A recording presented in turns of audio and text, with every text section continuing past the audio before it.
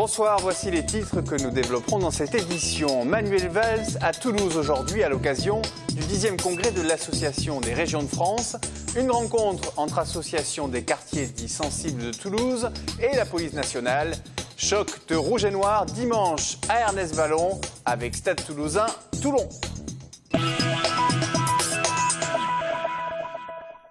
Manuel Valls n'est pas vraiment arrivé en terrain conquis au congrès des associations des régions de France, critiqué pour les budgets accordés à certaines collectivités territoriales, questionné sur les compétences qui leur seront transmises.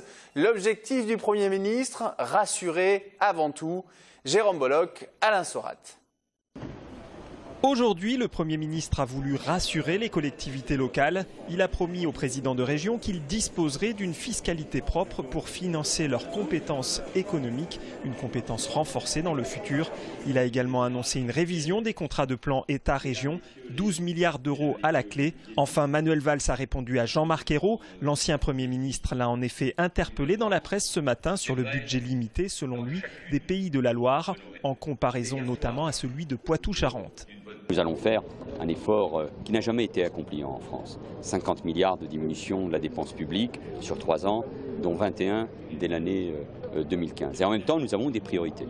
L'école, la sécurité, la justice. Et nous voulons préserver l'investissement des collectivités territoriales. Je viens de dire, je viens de rassurer les présidents de région sur l'enveloppe des contrats de plan entre l'État et les régions, dont celle des Pays de Loire que Jean-Marc Ayrault connaît bien, notamment pour ce qui concerne les universités, l'innovation et la recherche. Nous serons à ce rendez-vous.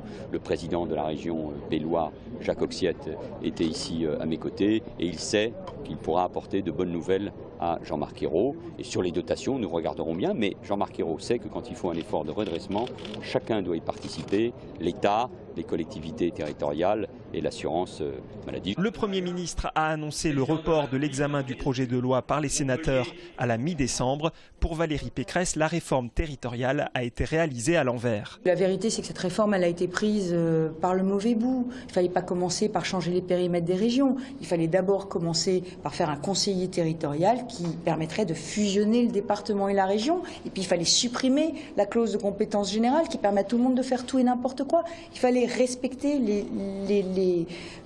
vote du précédent gouvernement. Et puis à partir de là, il fallait se dire qu'est-ce qu'on veut pour la région et qu'est-ce qu'on veut en termes de ressources fiscales, en termes de périmètre, etc. Et là, en vérité, on est parti bille en tête dans l'improvisation la plus totale. Valérie Pécresse dénonce notamment un flou autour de la date des élections régionales, qui pour l'heure sont prévues fin 2015, mais sans aucune date précise. En revanche, le Premier ministre a annoncé aujourd'hui celle des élections départementales. Elles auront lieu les 22 et 29 mars 2015. Présenter les missions de police, répondre aux questions, parfois dissiper les craintes des usagers, c'est l'objectif de la journée de cohésion police-population. Représentants d'associations, institutionnels et habitants des quartiers de Bagatelle, Ampalo, Isard et Mirail se sont retrouvés ce matin au sein de l'hôtel de police des Minimes. Marlène Canal. Ici, c'est le CIC, le centre d'information et de commandement de la police. C'est ici que sont réceptionnées les images captées par les caméras de vidéosurveillance de la ville. Une des nombreuses missions de la police que sont venues découvrir aujourd'hui les associations de quartiers dits sensibles. Une manière de redorer le blason d'un métier pas toujours bien perçu par la population, notamment les jeunes. Je ne comprends pas pourquoi. Parce que quand ils ont un problème et ils font le 17, ils appellent la police et là ils ne sont pas belliqueux. C'est tout à fait normal qu'on ait de la police. Ça permet donc de se rappeler un petit peu au monde qu'il y a des limites à ne pas franchir. Une journée à l'initiative de délégués à la cohésion police-population. Tous anciens policiers, ils sont 4 à Toulouse, aux Isards, Bellefontaine, Rennery et Ampalo. Depuis 5 ans, ils ont pu évaluer les effets de ce type de journée sur le terrain. J'ai été très bien accueilli par les acteurs de terrain qui étaient en place avant moi. Et d'ailleurs, je les en remercie parce que ce n'est qu'au travers d'eux que je peux contacter les habitants. Je ne peux pas aller sur la place publique et l'habitant. Donc c'est par l'intermédiaire d'acteurs de terrain en place, qu'ils soient institutionnels ou associatifs, que j'ai pu joindre des habitants. Avec les démonstrations de chiens d'attaque, les véhicules avec radar mobile ou les ateliers sur les dangers d'Internet, il s'agit de changer l'image de la police. Pas forcément une image négative, mais en tout cas une image tronquée de la police nationale. Les gens savent peu que sur l'ensemble de nos interventions police-secours, plus des 2/3 des interventions police-secours sont liées à l'assistance aux personnes et non pas à la répression. Donc le but, c'est de rétablir une certaine vérité et de montrer toute la diversité de notre métier. De quoi peut-être enrayer le climat permanent d'hostilité et les violences perpétrées à l'égard des forces de l'ordre dénoncées aujourd'hui par l'unité SGP Police et FO. Les cyclistes donneront de la voix demain matin à Toulouse pour réclamer une autre politique en matière de transport. Un rassemblement est prévu au Capitole à l'initiative de l'association Deux Pieds Deux Roues. On écoute le président du collectif, Sébastien Beauvieux, au micro d'Émilie de Freitas. Depuis le début du mandat, Jean-Luc Moudinque et son équipe ont plutôt fait des appels du pied à la voiture, en rétablissement du stationnement moins cher la nuit, en voulant installer des voitures le long du transport en commun liaison multimodale sud-est. Au niveau du vélo, on n'a pratiquement rien eu puisque la seule décision, ça a été de supprimer la subvention au vélo assistance électrique. C'est la périphérie qui pêche aujourd'hui et on a un taux de motorisation qui est donc le plus élevé en France sur les villes de plus de 100 000 habitants. Et donc je pense que la priorité, c'est vraiment faire des lignes de transport en commun qui sortent du centre, qui soient efficaces et donc évidemment le vélo, puisqu'on est à moins de 5% des déplacements qui se font en vélo, alors que dans d'autres villes françaises comme Strasbourg, on est à plus de 10%. Ouvrons à présent une page espace avec le MAG Aerospace. Cette semaine, Sophie Voinis reçoit l'expert des nanosatellites, Alain Gaborio, ingénieur au CNES. Quel est l'usage et quelles sont les missions de ces technologies miniatures? Les nanosatellites sont-ils identiques en tout point à leurs grands frères? Un extrait tout de suite. On trouve exactement la même chose que sur les gros satellites.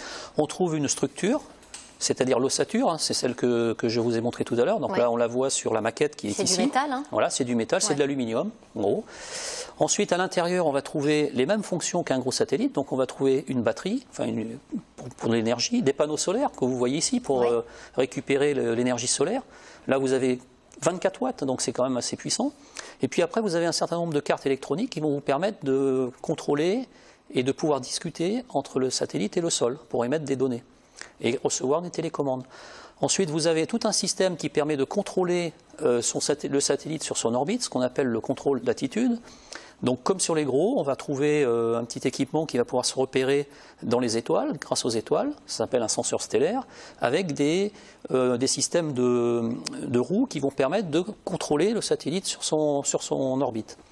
Et ensuite, après, on va trouver un instrument, une charge utile. Alors ça peut varier en fonction de la mission qu'on veut lui allouer.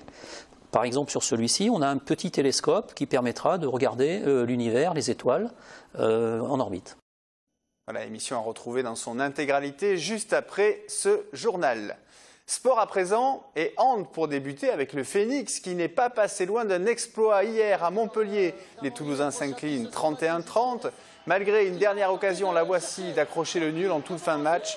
Au contact tout au long de la rencontre, les joueurs de l'entraîneur Tony Garcia n'ont pas démérité. Valentin Porte a notamment inscrit 6 buts. Le Phoenix est 7e à l'issue de cette 5e journée.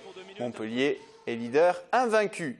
Rugby, avec le choc du week-end, dimanche soir à Ernest-Vallon, le Stade Toulousain affronte le RC Toulon. Des Toulousains à la recherche de points qui ne partiront pas favoris face au leader varois. Enjeu de la rencontre, Pascal Soler. Sorti de la zone rouge du classement après sa victoire contre le Stade français, le Stade toulousain, 11e du top 14, affrontera dimanche à la maison le leader Toulon, champion d'Europe et champion de France en titre. Un choc, un combat, notamment en mêlée, attendent les rouges et noirs toulousains. Le retour de certains éléments en première ligne, c'est déjà rassurant avant la rencontre. Et les patrons reviennent un peu aux commandes. William Servat, lors de la conférence de presse d'avant-match, donc jeudi soir, a même laissé entendre que peut-être Census Johnston et Vasil Kakovin, qui sont vraiment les tauliers de cette première ligne, et de piliers titulaires, si on peut dire, pourrait aussi peut-être prétendre à ce match, mais qu'il y aurait une décision qui serait prise presque au dernier moment. Mais déjà, avec le retour de Steenkamp et de Corey Flynn après ce match de suspension, ça va faire du bien à l'équipe. Toulouse va vouloir montrer qu'il est toujours Toulouse. Je pense que le discours va être axé là-dessus. Ça va être un vieux levier, c'est-à-dire regardez, personne ne nous attend, tout le monde dit qu'on est fini et tout, maintenant on va leur montrer qu'on n'est pas fini. Et même si Guinoves ne sera pas sur le bord de touche parce qu'il est suspendu pour ce match, je pense qu'il va les remonter comme des coucous avant le match, quoi. Donc au niveau l'orgueil, je pense, va jouer. Le tout, est-ce que ça sera suffisant? Mais si Toulon gagne, c'est vraiment que Toulon aura été plus fort et pas qu'il y aura eu que Toulouse les aura pris par-dessus la jambe. C'est rigoureusement impossible maintenant. Face à son public, le Stade Toulousain aura à cœur de montrer qu'il est reparti du bon pied pour défendre ses couleurs à la maison. Voilà, Stade Toulousain, RC Toulon, c'est à suivre dimanche soir dès 21 h lors de cette journée. Castres 10e se déplacera à Bordeaux-Bègles 5e. Le coup d'envoi, c'est samedi 14h35. Une curiosité pour conclure cette édition avec le Maxi Mini Cube. Derrière ce nom étrange, on trouve une œuvre de l'artiste Stéphane Masson, présentée dans le cadre du festival La Novella. À partir de photos, elle crée des personnages dans des bocaux. Le tout forme une œuvre lumineuse. L'expression être mis en boîte a trouvé son illustration au métro Jean Jaurès. Émilie de Freitas pour ce sujet. Mettre les gens en bocal, les deux artistes l'ont fait. Une œuvre originale née d'une expérience tout aussi particulière. Il y a 4 ans déjà, et on s'était retrouvés à une table à faire les canards. Donc, tous les ans on fait ça et je me suis dit pourquoi pas mettre des petites bêtes numériques à l'intérieur des bocaux. L'idée est partie de là. Mais alors, comment ça marche? Lorsqu'une personne s'arrête, un capteur de présence déclenche une caméra qui filme le visage pendant 8 secondes. L'image est relayée par ordinateur, miniaturisée et intégrée dans un bocal vide. Quelque part, on se remet en question parce que pour bluffer les gens, maintenant, c'est vachement plus compliqué. Donc justement, d'investir, de transformer des bocaux en écran, c'était ça qui était intéressant à la base, rigolo et ludique. Et ça marche. Les plus curieux s'approchent, s'étonnent et s'amusent. Je trouve que les initiatives culturelles de bon goût sont toujours les bienvenues à Toulouse. Ça change un petit peu, de voir la confiture plutôt voir des têtes dans des bocaux. Non, c'est très sympa, original, moi j'avais jamais vu. Nous étions en face au métro, je voyais des têtes par alternance, je ne savais pas si on était filmé en direct.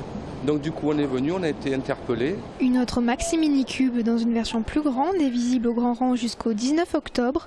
À Jean Jaurès, l'œuvre est exposée jusqu'au 20 octobre prochain. Voilà, c'est ainsi que se conclut cette édition. Nous vous souhaitons le meilleur week-end possible. À bientôt sur TLT.